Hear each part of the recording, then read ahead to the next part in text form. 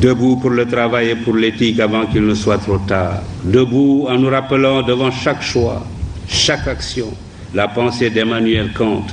Demandons-nous chaque fois que nous sommes tentés d'avoir un comportement non éthique, ce que serait la vie si chacun faisait comme nous. Demandons-nous ce que serait une société de délateurs, de profiteurs, de voleurs, de corrupteurs et de corrompus, d'indisciplinés, d'insouciants, d'égoïstes, de fraudeurs. La liste est longue, la réponse est une, ce serait une société vouée à l'échec et peut-être à la déchéance et à la misère matérielle et intellectuelle. Alors, évitons de tels comportements. J'avais ajouté, déterminons-nous à débusquer et à écarter sans complaisance au besoin et à punir sans faiblesse ce qui ruine ce pays ou le desservent, les corrompus et les antinationaux, les roublards et les paresseux. Cultivons l'honnêteté et le courage du travail, que chacun au poste où il est, du ministre au planton, du chef d'entreprise aux manœuvres, considère comme reposant sur ses seules épaules le destin de la nation. Inventons un système qui ne récompensera désormais que la compétence, le travail et la probité. La vérité, à cette époque, j'avais constaté que le Sénégal avait fait, depuis qu'il avait accédé à la France, ensemble avec l'ancien Soudan français, 2 faux départs. Le premier a été constitué par la rupture de la Fédération du Mali. Je regretterai cette rupture toute ma vie, surtout aujourd'hui, où chacun est convaincu que la principale erreur dans ce continent est d'avoir accepté de le diviser en micro-États, livrés face à nos maîtres d'hier, à la fatale loi de la division qui amoindrit et affaiblit ce qu'elle divise. Plutôt que d'avoir de grands politiciens, cherchons à avoir de grands médecins, de grands ingénieurs, de grands professeurs, de grands spécialistes de l'économie et des finances, et même des savants. Les pays les plus puissants du monde ne sont pas ceux où la politique est reine.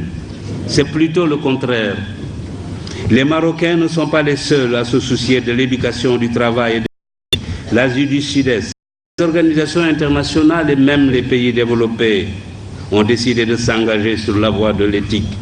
Des comités et des commissions commencent à se dresser un peu partout comme des sentinelles de la vigilance morale sur les recherches scientifiques et technologiques, de la gouvernance, de l'entreprise, du négoce, du sport et de toutes les activités humaines. Leur mission consiste à informer, éduquer, prévenir, enquêter, proposer des remèdes ou des sanctions aux organes compétents. L'éthique est désormais enseignée dans plusieurs universités, écoles et instituts. Il nous faut participer à ce mouvement. Il faut alors que dans nos institutions, dans nos organes, nos administrations, nos ateliers et nos bureaux, partout, suivre cet exemple. Il faut que triomphe l'éthique au Sénégal. L'université Cheikh Anta Diop doit donner l'exemple. Le pouvoir est fait pour servir. Il est passager. L'argent ne sert qu'à satisfaire les besoins. Au-delà, il est inutile. La deuxième condition du règne de l'éthique, c'est l'éducation. Il est indispensable que nos enfants et nos petits-enfants bénéficient d'une bonne éducation.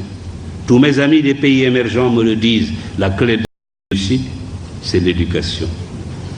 Que nos étudiants entrent à l'université comme on entre dans les ordres ou au Dara, et que les meilleurs soient mis dans les conditions optimales pour devenir des cadres de haut niveau. Même, pourquoi pas. Ou même, pourquoi pas, comme je le disais tout à l'heure, des savants. Bien sûr, cela nécessite la réhabilitation de la fonction technique au détriment de la fonction politique.